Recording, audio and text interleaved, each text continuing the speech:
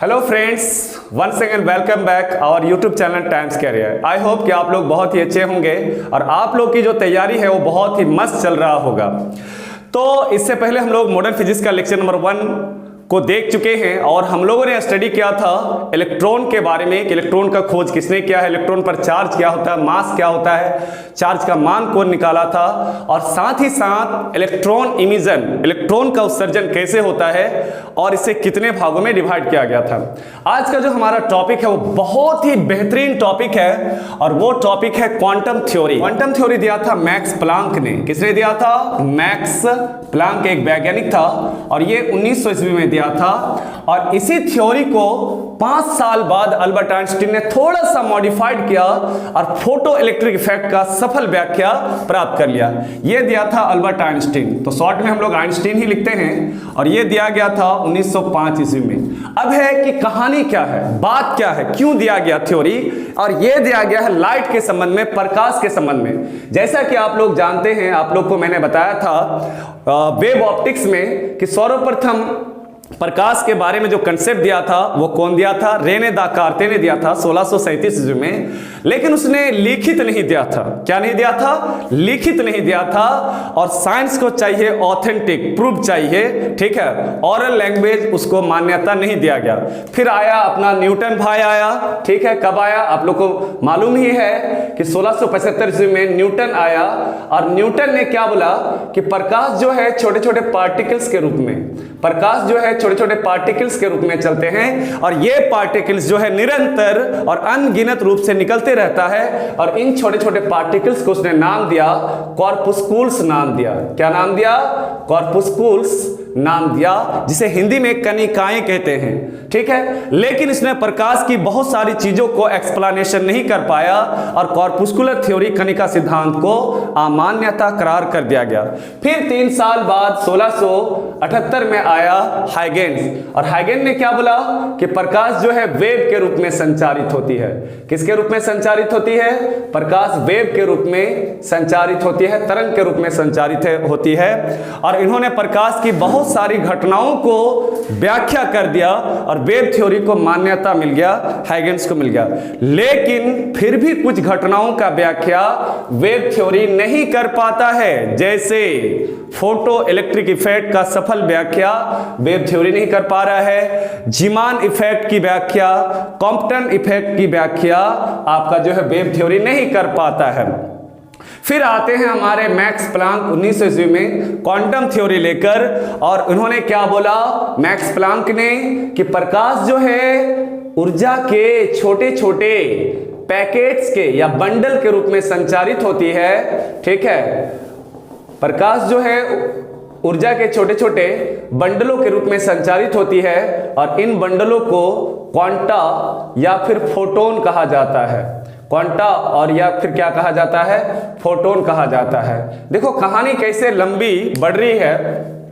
Newton ने प्रकाश को क्या माना? कॉर्पुस्कुल्स माना, कणिकाएं माना। हाइगेन्स ने प्रकाश को क्या माना? वेव्स माना। आइंस्टीन क्या मान रहा है? सॉरी, मैक्स प्लांक क्या मान रहा है? क्वांटा मान रहा है। और क्वांटा या फिर फोटोन दोनों सेम ही चीज है। अब है किसने क्या स्टेटमेंट दिया। देखो दोनों थ्योरी सेम है, इसलिए मैं दोनों को साथ ही लिखा हूं, क्वांटम थ्योरी या फोटोन थ्योरी। दोनों में कोई ज्यादा डिफरेंस नहीं है, बल्कि फोटोन थ्योरी अल्बर्ट आइंस्टीन ने क्या किया, इसका थ्योरी को लेकर थोड़ा सा मॉडिफाइड कर दिया। तो स्टेटमेंट क्या था इन लोग का, दोनों साइंटिस्ट का, मैं लिख देता हूं यहां पर और ध्यान से देखो और समझो आप लोग। प्रकाश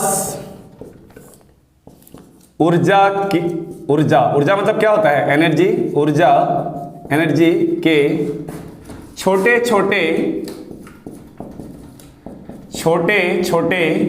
पैकेट्स के रूप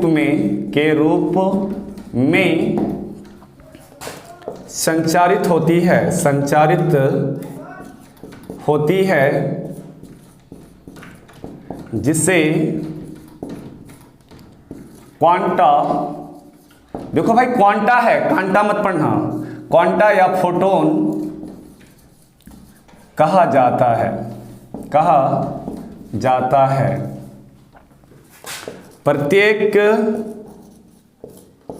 फोटोन यानी हर एक फोटोन की एनर्जी एच न्यू होती है। यह है स्टेटमेंट।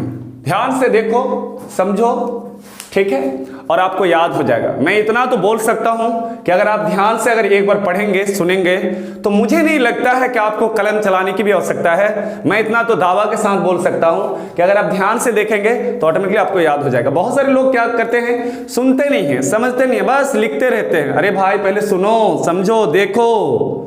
मैं आपको दावा के साथ कह रहा हूं कि आपको रटने की आवश्यकता ही नहीं है, ठीक है, कलम चलाने की भी आवश्यकता नहीं है, सब याद हो जाएगा। तो क्या कह रहा है मैक्स प्लांक और आइंस्टीन साहब कि प्रकाश जो है ऊर्जा के छोटे छोटे पैकेट्स को हिंदी में बंडल कहते हैं, बंडलों के रूप में संचारित होती है, यानी चलती है, जिसे क्वांटा या फोटोन कहा जाता है। प्रत्येक फोटोन या क्वांटा की जो एनर्जी होती है वो क्या होता है, एच न्यू होती है। अब क्वेश्चन उठ रहा है कि एच क्या है? एच है प्लांक्स कांस्टेंट, यानी वो कांस्टेंट है, कुछ वैल्यू होता है। और न्यू को, ये सिंबल न्यू है, ठीक है, भी नहीं पढ़ना, न्यू को फ्रीक्वेंसी बोलते हैं। अब क्वेश्चन उठा सर फ्रीक्वेंसी क्या है? हम लोग जानते हैं किसके अनुसार, हाइगेंस के अनुसार प्रकाश किसके रूप में चलती है? वेव्स, तरंग। तो जब तरंग के रूप में चलेगा, वेव्स के रूप में चलेगा, तो भाई क्या होगा? वाइब्रेशन। तो एक सेकेंड में जितना वाइब्रेशन होता है उसी वाइब्रेशन को फ्रीक्वेंसी कहते हैं। क्या कहते हैं? फ्रीक्वेंसी, आवृत्ति कहते हैं, और उसे न्यू द्वारा सूचित किया जाता है, ठीक है।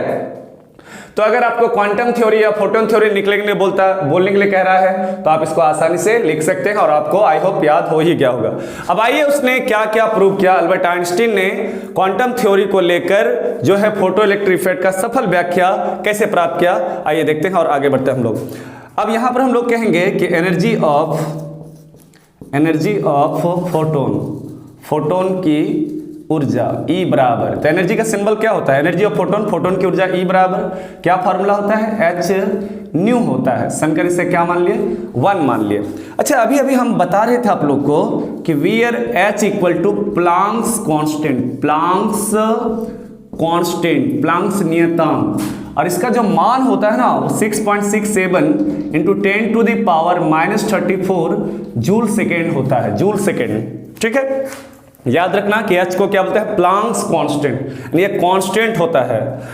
और न्यू जो है इसको बोलते हैं फ्रीक्वेंसी, आवृत्ति, फ्रीक्वेंसी ऑफ फोटोन की फ्रीक्वेंसी। तो फोटोन क्या है? फोटोन प्रकाश है, किसके अनुसार? आइंस्टीन और मैक्स प्लांक के अनुसार। क्वांटा या फोटोन आपका प्रकाश है। आपको माइंड में जब आप पढ़ रहे होंगे तो आपको लग रहा होगा कि भाई ये फोटोन क्या है, तो फोटोन कुछ नहीं है। यहां पर सब कुछ लिखा हुआ है कि आइंस्टीन ने क्या नाम दिया? फोटोन नाम दिया प्रकाश को। हाइगेंस ने क्या नाम दिया? वेव दिया। और न्यूटन ने क्या नाम दिया? कॉर्पुस्कुल्स दिया। और अलग अलग डेट में भी दिया है, यहाँ सारी चीज यहाँ लिखा हुआ, साइंटिस्ट का नाम भी लिखा हुआ है।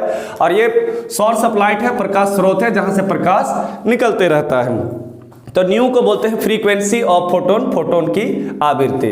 अब हम लोग जानते हैं आइंस्टीन इक्वेशन से। आइंस्टीन ने लाइट से संबंधित एक थ्योरी दिया, आइंस्टीन्स इक्वेशन, आइंस्टीन का समीकरण। तो E बराबर क्या होता है? m इंटू सी स्क्वायर होता है। समीकरण से क्या मान लिया? 2। अच्छा, m क्या है? मास ऑफ पार्टिकल्स है, ठीक है, मास ऑफ पार्टिकल है। और c क्या है? स्पीड ऑफ लाइट है, ठीक है। तो हम लोग देख रहे हैं समीकरण 1 और समीकरण 2 से कि दोनों का LHS बराबर है, लेफ्ट साइड बराबर है। तो जानते हैं हम लोग कि जब LHS बराबर होगा तो RHS भी क्या होगा? बराबर होगा, ठीक है। तो हम लोग यहां पर दोनों इक्वेशन को, फर्स्ट और सेकेंड को मतलब कि कंपेयर करेंगे।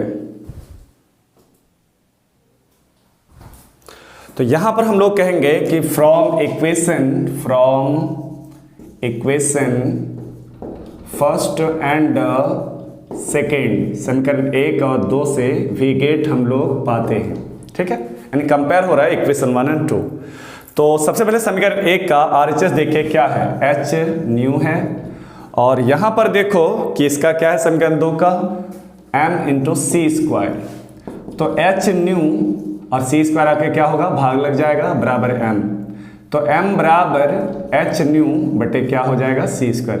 यही है मास का फॉर्मूला, m बराबर H न्यू बटे सी स्क्वायर। इसे थर्ड इक्वेशन मान लेते हैं, जरूरी है ये, ठीक है, यही काम देगा आगे चलकर, ऑब्जेक्टिव में पूछता है। कि काइनेटिक मास का फॉर्मूला क्या होगा। तो एच न्यू बटे क्या होगा, सी स्क्वायर। अच्छा, इसको हम लोग आगे बढ़ाते हैं, एम बराबर एच बटे सी स्क्वायर और न्यू बराबर जो होता है वो सी बटे लैम्डा होता है। याद रखना कि न्यू बराबर सी बटे क्या होता है, लैम्डा। न्यू को क्या बोलते हैं, आवृत्ति बोलते हैं, यहाँ लिखा हुआ फ्रीक्वेंसी, और फ्रीक्वेंसी बराबर होता है सी बटे लैम्डा। सी को क्या बोलते हैं, सी को बोलते हैं स्पीड ऑफ लाइट, और लैम्डा को क्या बोलते हैं, वेवलेंथ बोलते हैं, तरंग दैर्घ्य कहते हैं। तो यहाँ c और ये स्क्वायर कैंसिल हो जाएगा, तो m बराबर h बटे c इंटू क्या हो जाएगा, लैम्डा।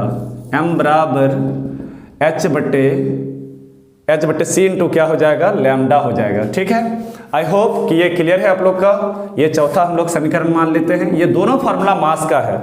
तो अल्बर्ट आइंस्टीन ने क्या किया, मास को साबित कर दिया कि प्रकाश जो है ऊर्जा के छोटे छोटे पैकेट्स के रूप में चलता है, जिसे क्वांटा या फोटोन कहते हैं, और प्रत्येक फोटोन जब चलता है तो उसमें काइनेटिक एनर्जी, देखो न्यूटन भी यही बात बोला था, काइनेटिक एनर्जी लेके चलता है, लेकिन मास को साबित नहीं कर पाया था। लेकिन यहाँ पर मास साबित हो जाता है कि जब फोटोन चलता है तो उसमें कुछ ना कुछ क्या होता है, द्रव्यमान होता है।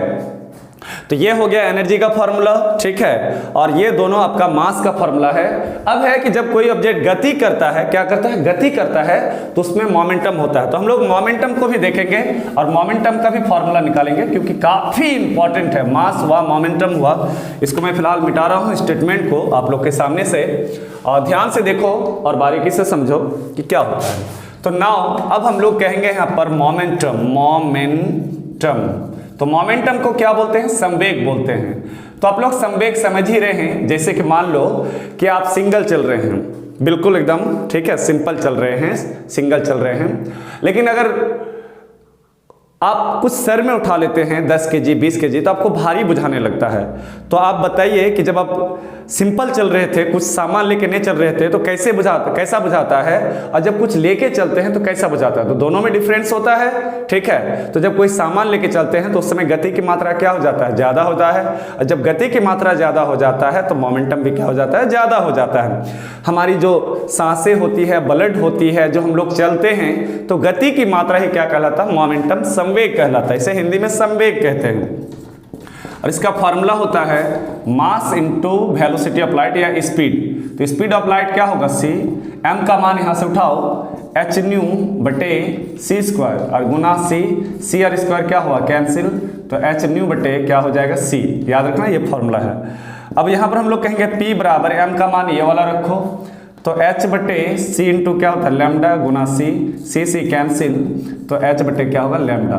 इस तरह से मोमेंटम का दो फार्मूला हो गया, मोमेंटम p बराबर h न्यू बटे c और p बराबर h बटे लैम्डा। ये वाला तो काफी इंपॉर्टेंट है, ये वाला जो आप देख रहे हैं इक्वेशन, ठीक है, ये काफी इंपॉर्टेंट है, बार बार पूछा जाता है।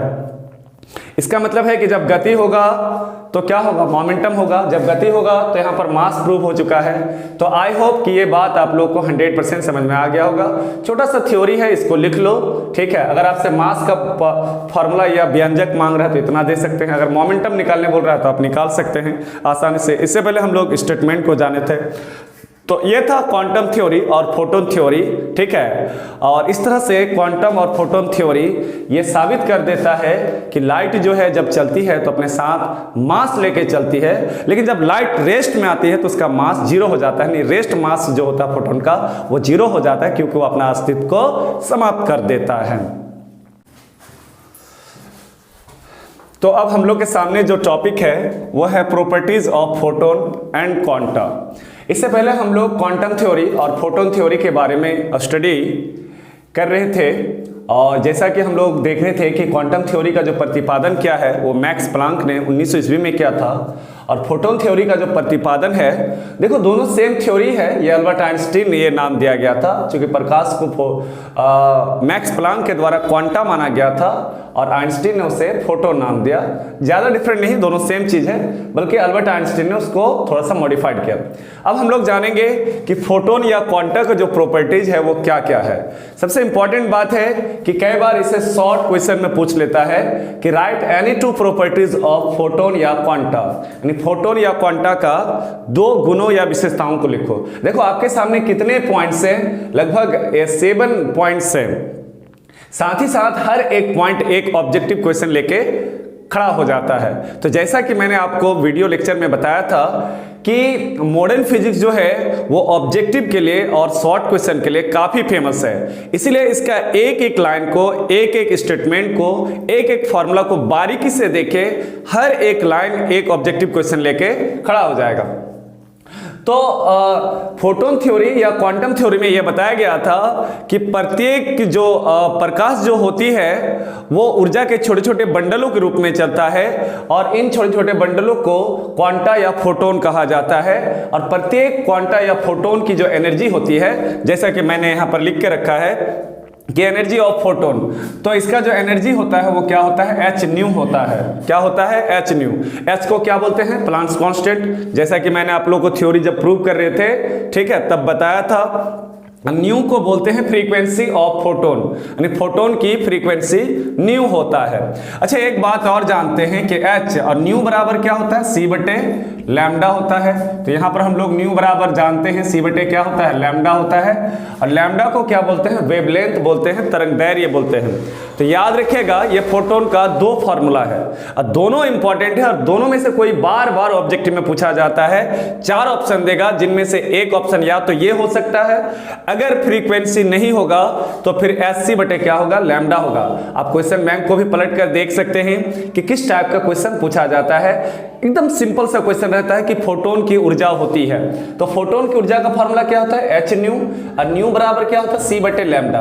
अच्छा, न्यू किसको बतलाता है, न्यू बतलाता है फ्रीक्वेंसी को, आवृत्ति को बतलाता है। न्यू जो होता है वो किसको बतलाता है, फ्रीक्वेंसी को बतलाता है। सी क्या है, स्पीड ऑफ लाइट है, स्पीड ऑफ लाइट, और लैम्डा को बोलते हैं वेवलेंथ ऑफ लाइट, ठीक है, प्रकाश का तरंगदैर्घ्य। तो फ्रीक्वेंसी बराबर स्पीड बाय वेवलेंथ होता है, यानी न्यू बराबर सी बटे लैम्डा होता है। तो न्यू कहाँ हटाए तो सी बटे लैम्डा हो गया।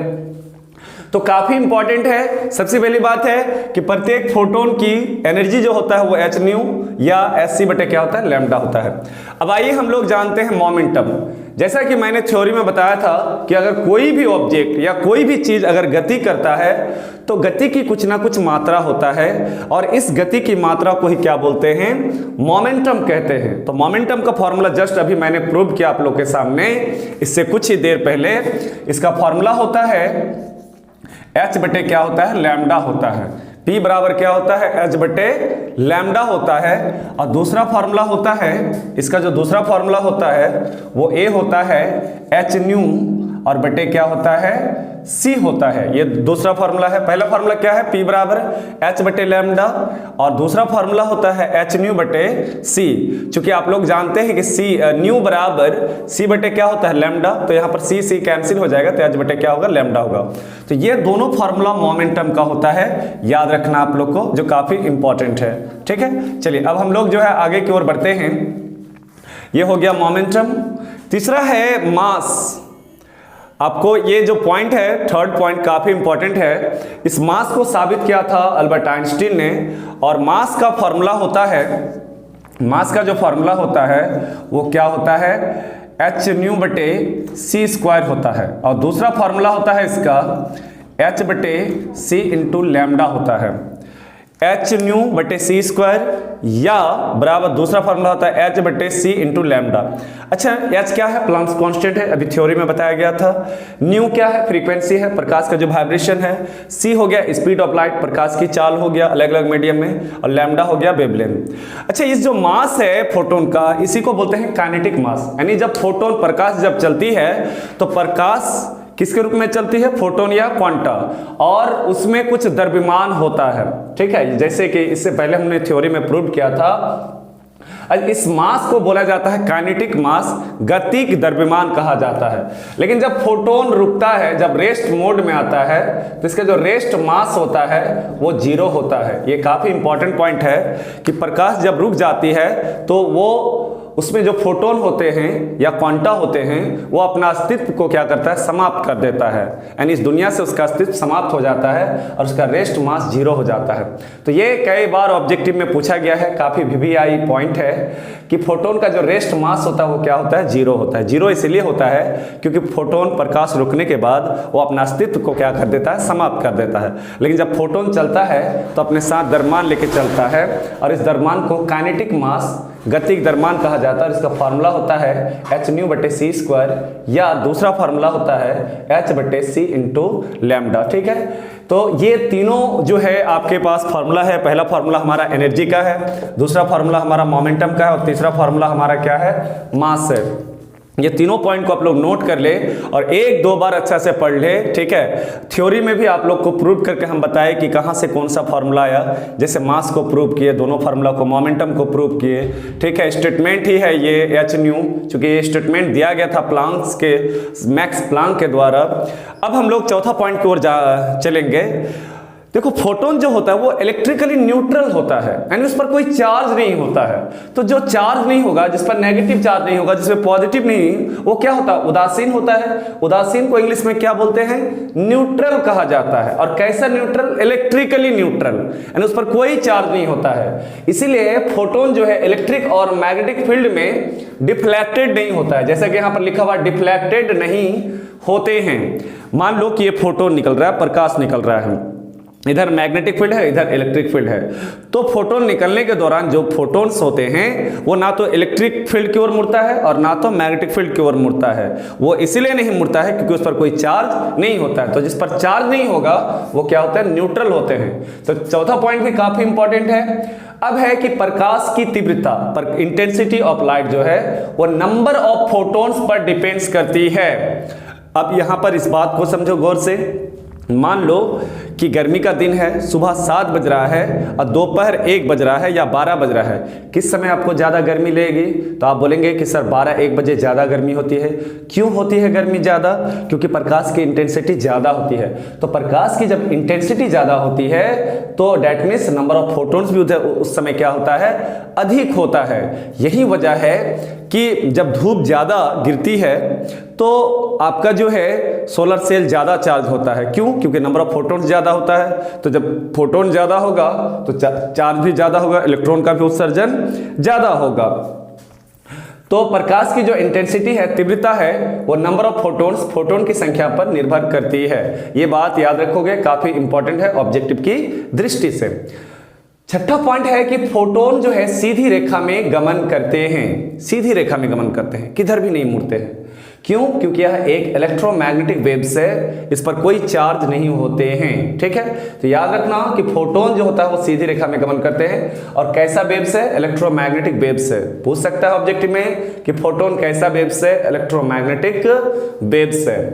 सातवां पॉइंट है कि फोटोन पार्टिकल जो होता है टक्कर में उसका एनर्जी और मोमेंटम दोनों संरक्षित रहते हैं। यानी फोटोन अगर किसी चीज से टकरा जाता है तो ना तो उसका एनर्जी लॉस होता है और ना तो उसका मोमेंटम लॉस होता है, यानी दोनों क्या रहता है, कंजर्व रहता है, संरक्षित रहता है। इसके अलावा हम एक पॉइंट और बोल सकते हैं, 8वां पॉइंट इसको हम बोल सकते हैं कि फोटोन जो है वो अवशोषित भी होता है।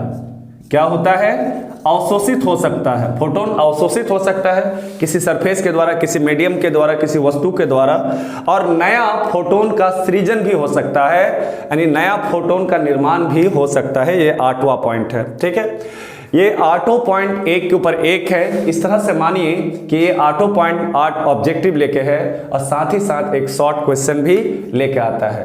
कोई भी आप इन 8 पॉइंट में कोई भी शॉर्ट क्वेश्चन अगर पूछता है तो 2 पॉइंट आसानी से लिख सकते हैं। ठीक है, ज़्यादा नहीं, 1-2 बार इसको अच्छा से आप वीडियो को अच्छी तरह से देख ले और बात को ध्यानपूर्वक सुने। होता क्या है कि हम लोग काट काट के देखते हैं तो ऐसी सिचुएशन में याद नहीं रहता है। अब आप लोग के सामने जो हमारा नेक्स्ट टॉपिक है वो है वर्क फंक्शन, हिंदी में बोलते हैं कार्यफलन। कार्यफलन काफी इंपॉर्टेंट टॉपिक है, ध्यान से सुनो। ठीक है, याद हो जाएगा। मान लो कि ये मेटल है, ये क्या है आपका, मेटल है। ठीक है, और यहां पर एक इलेक्ट्रॉन है। क्या है? यहां पर इलेक्ट्रॉन है।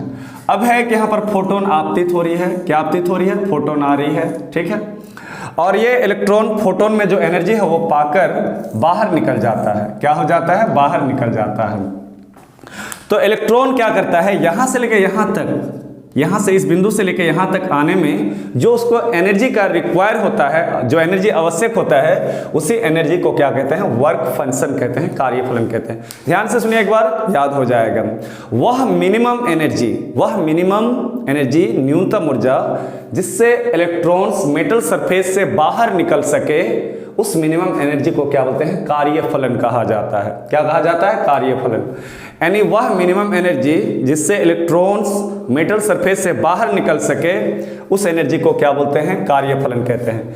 कार्यफलन को जो है फाई या डब्ल्यू द्वारा सूचित किया जाता है और इसका फॉर्मूला होता है H into new net. H into क्या होता है, न्यू नेट। अच्छा, H क्या है, प्लांक्स कांस्टेंट, और न्यू नेट जो यहाँ पर आप देखते हैं इसी को बोलते हैं थ्रेशोल्ड फ्रीक्वेंसी।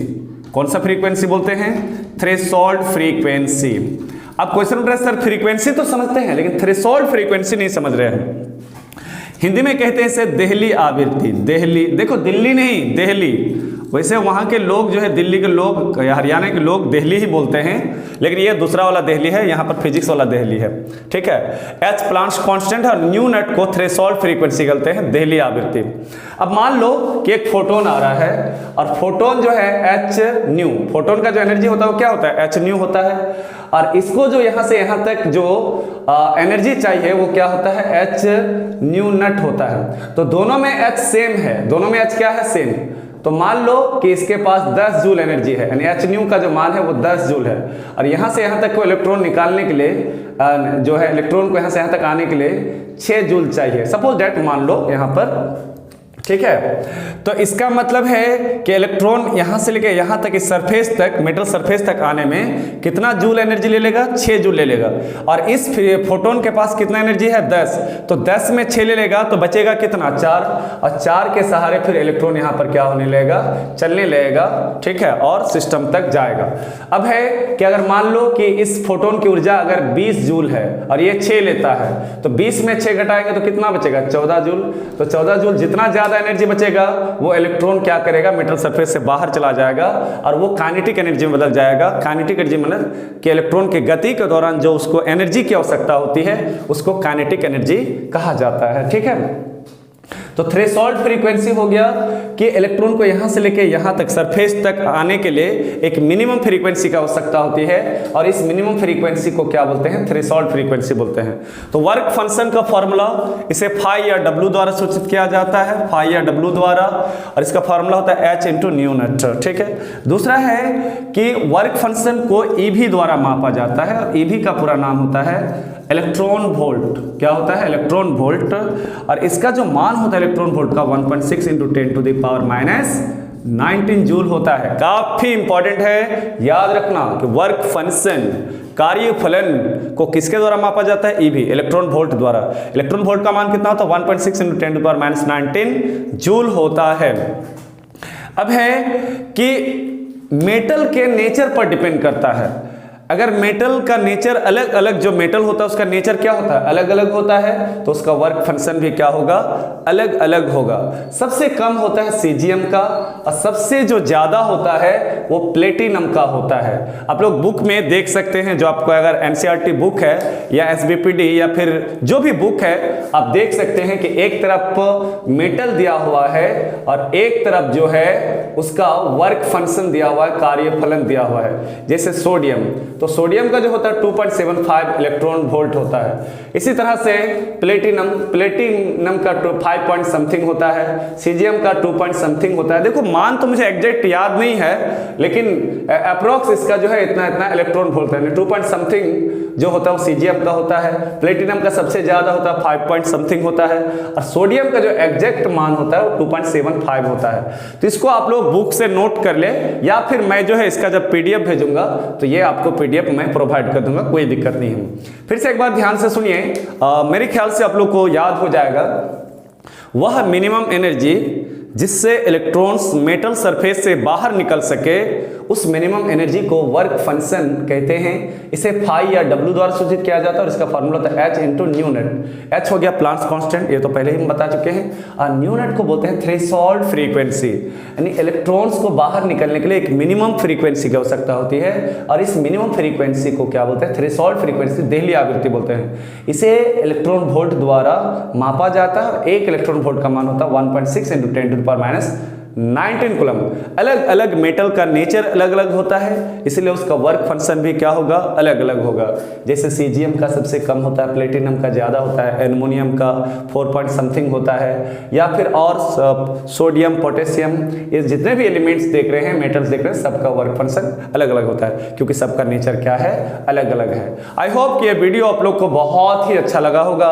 अगर अच्छा लगा हो तो ज़्यादा से ज़्यादा शेयर करो, लाइक करो और अपने फ्रेंड्स को जरूर शेयर करें। थैंक्स, फिर मिलते हैं नेक्स्ट वीडियो में।